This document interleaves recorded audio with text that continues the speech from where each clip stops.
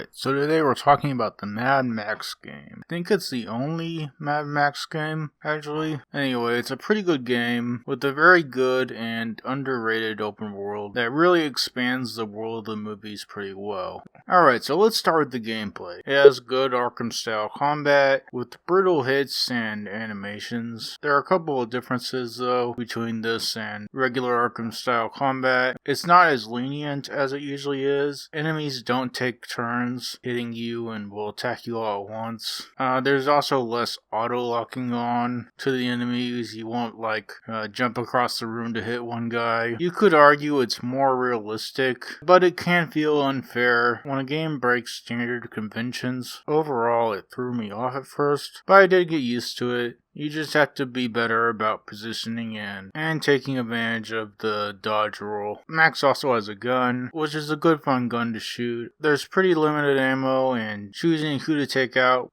with your limited ammo makes for some good decision making. That being said, once the gun's fully upgraded, it's a little overpowered. The environment also plays a bit of a role in combat. You can punch people into walls and off cliffs, and there's also some one-time use weapons. There's the gas canisters and exploding spears. All that stuff is fun and makes for more interesting fights. There are good enemies and good enemy variety. Unfortunately, most of the bosses are this one simple type of boss with occasional slight variations. It's not great. As for the others, there are two bosses that are a second type of boss, and the final boss is a car fight that is actually pretty good. Before we get into the rest of it, if you like exploring unique worlds, check this out. What Happens After Midnight, my action survival horror game, is available right now.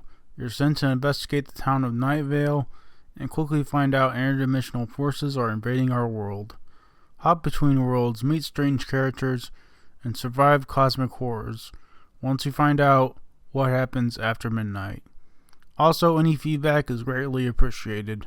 The car combat overall is pretty good. It's slightly too simplistic before you get your second main car weapon, but after that it's very fun to bash and destroy the other cars and use all your different weapons. The grappling hook in particular is pretty fun for ripping down towers or even just pulling individual enemies to their doom. It's also fun how you can target particular parts of the vehicles with all the weapons. There are other cars you can drive other than the Magnum Opus, but they're generally pretty bad. It's probably to show you how much better the Magnum Opus is than the other cars, but it's a little too effective. Another thing is that there is one issue with the car combat where it's sometimes too easy to avoid it. One thing that sort of highlights this is that there are some missions where you have to drive a car other than the Magnum Opus from point A to B without it getting destroyed, but instead of evading the other cars, I would sometimes just get out of the car when there were other cars around and get on something high up and beat up the drivers when they came out of their car to get me.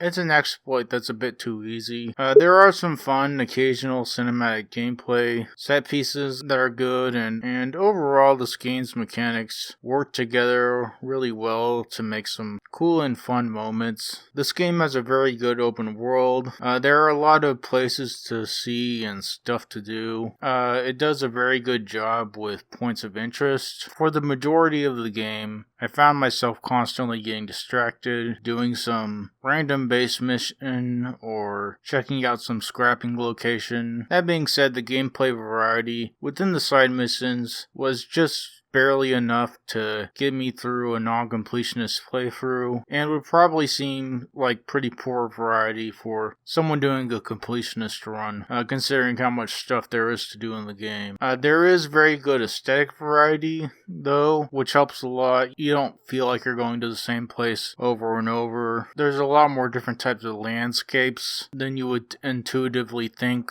for a desert wasteland. There's like dried up coral reefs, giant junkyards, and toxic wastelands, and a lot more. Even within the individual bases, there's a lot less asset reuse than you see in most games. There's a good sense of progression. You're about 3 times more powerful at the end of the game than you were at the beginning. There are meaningful and interesting upgrades for Max and the Magnum Opus, including some fun new moves for Max during melee combat. The story is a mostly simple story and has good characters. It does also dive a bit more into Max's character, with him being caught between trying to do the right thing and just surviving. It also shows how he chooses not to get attached to people due to fear of losing them. The game also has good aesthetics overall that fit mostly with Fury Road, but it also has a bit of the original trilogy as well. The dried up sea is an interesting world to explore. Also, the fight animations are very good and really help with the brutal feel. Overall, this is a good, fun game with a pretty well done and underrated open world. Now I'm gonna get into some spoilers. The ending of this game is a huge bummer, story-wise. It's very sudden, but also effective in terms of emotional impact. I'm not sure how I feel about it. On one hand, it does show how brutal and sudden life can be, even with Max trying to disconnect himself. On the other hand, it kind of feels like the Friday the 13th NES game ending. It's almost comically bad how things turn out. And there's also the fact that Max is being a bit out of character with how extreme he's taking his self-isolation in this game. Like when he's leaving the woman and child, he even takes the little girl out of the car and just sort of flops her on the ground. I guess it's kind of a good idea, bad execution situation. Also related to this sort of as a bit of a side note, it is kind of funny how because the game needs to put you back into the open world, they just bring some characters back the second the credits are over, especially Shum, because you see him get exploded and fall off a cliff, and then